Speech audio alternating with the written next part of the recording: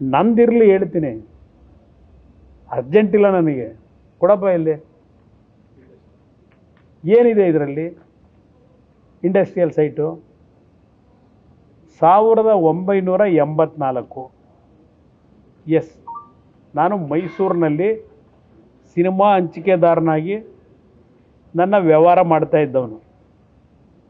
ನನ್ನ ಶಿಕ್ಷಣ ಮುಗಿದ ಮೇಲೆ ಡಿಸ್ಟ್ರಿಬ್ಯೂಟರ್ ಆಗಿ ಮೈಸೂರಿನಲ್ಲಿ ಒಂದು ಕಚೇರಿ ಇಟ್ಕೊಂಡಿದ್ದೆ. ಮೈಸೂರಿನಲ್ಲಿ ನನ್ನ ಸಂಪೂರ್ಣ ವ್ಯವಹಾರಗಳು ಪ್ರಾರಂಭ ಆಯಿತು. ಆ ಸಂದರ್ಭದಲ್ಲಿ ಏನೋ ಒಂದು ಕಾಲ್ಫರ್ ಮಾಡಿದರು ಸೈಟ್ಗಳನ್ನು ಹಂಚತಕ್ಕಂಥದ್ದಕ್ಕೆ. ಅದು CITB, ಅವತ್ತು ಮೂಡ ಅಲ್ಲ, 1984. CITBಯಿಂದ ಒಂದು ಅರ್ಜಿ ಕೊಟ್ಟಿದ್ದೇನೆ. ಒಂದು ಇಂಡಸ್ಟ್ರಿಯಲ್ನ ಪ್ರಾರಂಭ ಮಾಡಲಿಕ್ಕೆ ಒಂದು ಸೈಟನ್ನು ಕೇಳಿ ಒಂದು ಅರ್ಜಿ ಕೊಟ್ಟಿದ್ದೇನೆ. ಅರ್ಜಿ ಕೊಟ್ಟಿರ್ತಕ್ಕಂಥದ್ದಕ್ಕೆ ಇಲ್ಲಿ ಪಾಪ ಇರ್ತಾರೆ, ಏನೇನು ರಿಲೀಸ್ ಮಾಡ್ಕೊಂಡವ್ರ ಗೊತ್ತಿಲ್ಲ ಅಲ್ಲಿ ಬೆಂಗಳೂರಿನಲ್ಲಿ. ಇಲ್ಲಿ ನಾನು ಸರ್ಕಾರದ ಭೂಮಿನ ಧರ್ಮಕ್ಕೆ ಬರ್ಸ್ಕೊಂಡಿಲ್ಲ, ಇಲ್ಲ ಸರ್ಕಾರ ನನಗೆ ಧರ್ಮಕ್ಕೆ ಕೊಟ್ಟಿಲ್ಲ. ಇವರು 14 ಸೈಟ್ ತಗೊಂಡವ್ರಲ್ಲ, ಯಾವ ಆಧಾರದ ಮೇಲೆ ತಗೊಂಡ್ರು 14 ಸೈಟು? ಏನು ಇವ್ರದ ಅದು? ಇಲ್ಲಿ ಒಂದು ನಿಮಿಷ ನಾನು ಸೈಟ್ಗೊಂದು ಅರ್ಜಿ ಕೊಟ್ಟಿದ್ದೇನೆ. ಇಲ್ಲಿ ಗೊತ್ತಿಲ್ಲ ಇದು ಯಾರು ಹೊಡೆದವ್ರು. ನಾನು 600 ರೂಪಾಯಿ 400 ಅಂತ ಬೇರೆ ತಳಗಡೆ ಬೇರೆ ಹೊಡೆದಾಕ್ಬಿಟ್ಟಿನ ಪರಕ್ಕೆ ಬರೆದವ್ರು. ಈಗ ಇದರಲ್ಲಿ ಯಾರೋ ಫೈಲಲ್ಲಿ ಬರ್ಕೊಂಡವ್ರಲ್ಲಿ ಇವತ್ತು ಜೆರಾಕ್ಸ್ ತೆಗಿಸ್ತೆ ಹೊಡೆದವ್ರು. ಇಲ್ಲಿ 600 400 ಅಂತೇಳಿ ಸೈಟ್ದು ಅಳತೆ. ನನಗೆ HD Kumaraswamy 7/11/84 allotment of industrial site 75/280 ಅಂದರೆ 21,000 ಅಡಿ ಸೈಟ್ ಅಲಾಟದೇನೋ 60,000 ಅಡಿ ಅಂತೆ, 300 400 ಅಂತೆ, ಇದೇನೋ ಹೇಳ್ಕೊಂಡವ್ರೆ. ಇಲ್ಲಿದೆಯಲ್ಲ 75 × 280 ಅಡಿ ಅಂದರೆ 21,000 ಅಡಿ ಸೈಟನ್ನು ಅಲಾಟ್ಮೆಂಟ್ ಆಫ್ ಇಂಡಸ್ಟ್ರಿಯಲ್ ಸೈಟ್ ಅಂತೇಳಿ chairman city improvement trust board Mysuru 7/11 ಕೊಟ್ಟವ್ರೆ. ಇದು ಅಲಾಟ್ಮೆಂಟ್ ಲೆಟ್ರು ಕೊಟ್ಟರು, ಸೈಟು ಕರ್ಕೊಂಡು ಹುಡಿ ಕೊಟ್ರ, ಸೈಟ್ ಕೊಟ್ರ ನನಗೆ. ಈ ಲೆಟ್ರ್ ಕೊಟ್ಟವರಷ್ಟೇ. 37,000 ರೂಪಾಯಿ ಕಟ್ಟಿದ್ದೀನಿ 84ರಲ್ಲಿ. 37,000 ರೂಪಾಯಿ ಅಂದರೆ ಇವತ್ತಿನ ವ್ಯಾಲ್ಯೂ ಎಷ್ಟಿದೆ? ಅವತ್ತಿನ 37,000 ಅಂದರೆ ಇದು ಆಗಿರ್ತಕ್ಕಂಥದ್ದು. ನಾನು ಮೈಸೂರಿನಲ್ಲಿ ಒಂದು ಸಿನಿಮಾ ಹಂಚಿಕೆದಾರನಾಗಿ ಅಲ್ಲೇ ನನ್ನ ವ್ಯವಹಾರ ನಡೆಸ್ತಾ ಇದ್ದೆ. ಸುಮಾರು ರಾಜಕಾರಣಕ್ಕೆ ಬರೋವರಿಗೆ 15 ವರ್ಷ ಮೈಸೂರಿನಲ್ಲಿ ನನ್ನ ಕಚೇರಿ ಇಟ್ಕೊಂಡಿದ್ದೆ. ನನ್ನ ಸಿನಿಮಾ ಆ್ಯಕ್ಟಿವಿಟೀಸ್ ಅಲ್ಲಿಂದ ನಡೀತಿದ್ದು ಹಂಚಿಕೆದಾರನಾಗಿ. ನನಗೆ ಕೊಟ್ಟಿದ್ದು ಈ ಒಂದು ಪತ್ರ ಕೊಟ್ಟರು, ಸೈಟ್ ಅಲಾಟ್ ಮಾಡಿದ್ದೀವಿ ಅಂತ. 300 400 400 500 ಇದು ಯಾವುದೂ ಇಲ್ಲ ಇಲ್ಲಿ. ಆಮೇಲೆ ಭೂಮಿ ಕೊಟ್ಟಿದ್ದು ಯಾವಾಗ ಸರ್? ಅದು ಯಾವುದು ಭೂಮಿ ಕೊಟ್ಟಿದ್ದು? ಇದು ನಾನು ಲೆಟ್ರ್ ಕೊಟ್ಟನಲ್ಲ, ಲೆಟ್ರ್ ಕೊಟ್ಟಿದ್ರ ಮೇಲೆ ಅಲಾಟ್ ಆಯಿತು ನನಗೆ. 7/11/84ರಲ್ಲಿ ಅಲಾಟ್ ಆಗಿರೋದು. 7/11/84. ನಾನಿನ್ನೂ ರಾಜಕಾರಣಕ್ಕೆ ಬಂದಿರಲಿಲ್ಲ. ನಾನೊಬ್ಬ ಸಿನಿಮಾ ಹಂಚಿಕೆದಾರನಾಗಿ ಶಿಕ್ಷಣ ಮುಗಿದ ಮೇಲೆ ನನ್ನ ವೃತ್ತಿ ಪ್ರಾರಂಭ ಮಾಡಿದ್ದು. ಆ ಟೈಮ್ನಲ್ಲಿ ಮೈಸೂರಿನಲ್ಲಿ ಒಂದು ಅರ್ಜಿ ಕೊಟ್ಟಿದ್ದೆ. ಇದು ಸಹ ನಮ್ಮ BJ ಪುಟ್ಟಸ್ವಾಮಿ ಆಗ ಹಿಂದೆ ನಮ್ಮ ಯಡಿಯೂರಪ್ಪನವ್ರದ್ದು ನಮ್ಮದು 2008-9 ನಡೀತಾ ಇತ್ತಲ್ಲ ದಾಖಲಾತಿಗಳು ಬಿಡುಗಡೆ ಮಾಡೋದು. BJ ಪುಟ್ಟಸ್ವಾಮಿ ಅವರೊಂದು ಕಮ್ಮಿ ಇದಕ್ಕೆ ಬರೀತಾರೆ ಮೂಡಾಗಿ ಲೆಟ್ರನ್ನ. ಇಂತಿಂಥರ ನೆಂಟರುಗಳವರೇ ಅವರವರೇ ಅಂತ ಹೇಳಿ BL ಶಂಕರ್ದು ಇದೆ ಇದರಲ್ಲಿ.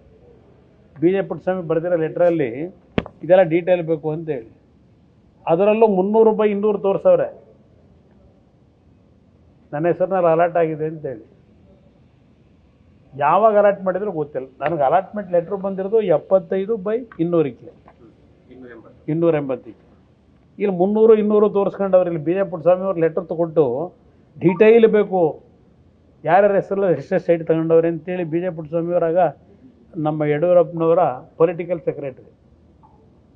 ಇದು ಆಗ್ಲಿಂದಲೂ ನಡೀತಾ ಇದೆ ಪಾಪ. ಇದಷ್ಟೇ ಅಲ್ಲ, ದೇವೇಗೌಡರು ಯಾವೊಂದು ನೀರಾವರಿ ಮತ್ತು ಪಿಡಬ್ಲ್ಯೂ ಮಂತ್ರಿಗಳಿದ್ದರು, ಹೆಗಡೆ ಅವ್ರದ್ದು ಸ್ವಲ್ಪ ಸಂಘರ್ಷ ಆಯ್ತಲ್ಲ, ಘರ್ಷಣೆ, ಆಗಲಿಂದಲೂ ಒಂದು CID ಎನ್ಕ್ವೈರಿ ಮತ್ತು ಲೋಕಾಯುಕ್ತ ಎನ್ಕ್ವೈರಿ ನಡೀತು ಈ ಮೈಸೂರಿನ ಸೈಟನ್ನ ಹಗರಣ ಅಂತ ಹೇಳಿ.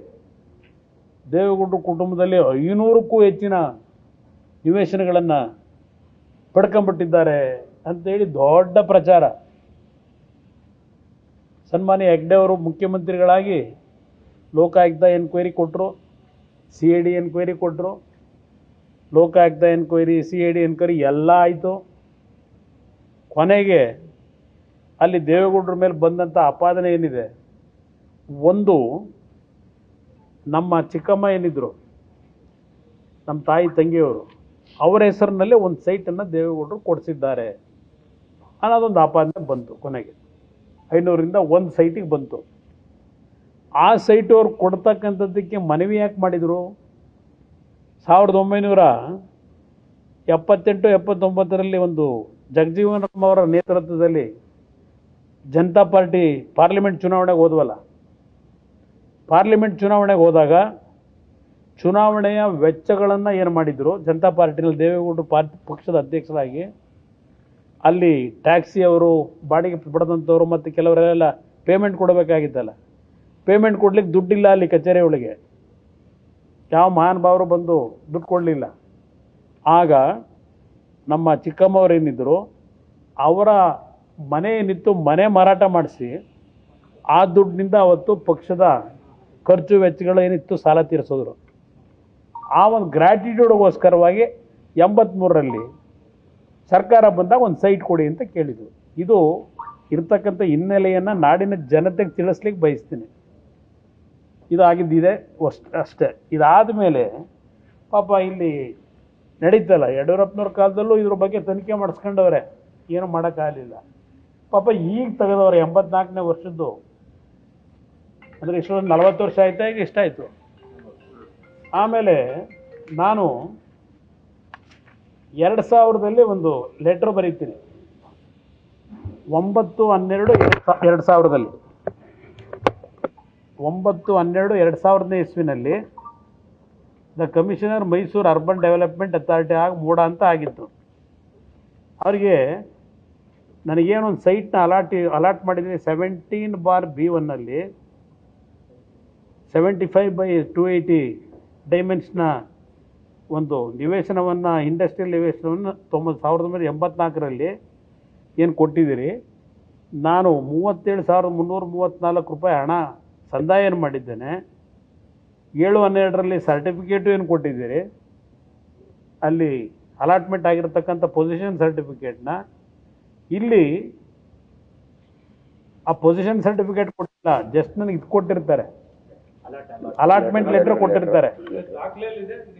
ಅಲಾಟ್ಮೆಂಟ್ ಲೆಟ್ರ್ ಕೊಟ್ಟಿದ್ದಾರೆ. ಪೊಸಿಷನ್ ಸರ್ಟಿಫಿಕೇಟ್ನ I have not collected the position certificate of the set site so far. I therefore request you to kindly issue the possession certificate in respect of the above site at as early as possible. Thanking you. ಇದು 2000ನೇ ಇಸ್ವಿಲಿ ಪತ್ರ ಬರೆದಿದ್ದು. ನಾನು 37,000 ರೂಪಾಯಿ ಕಟ್ಟಿದ್ದೀನಿ ದುಡ್ಡನ್ನ. ಆಯ್ತಾ? News first, ನಿರ್ಭೀತಿಯಿಂದ ನಿಮ್ಮ ಪರವಾಗಿ.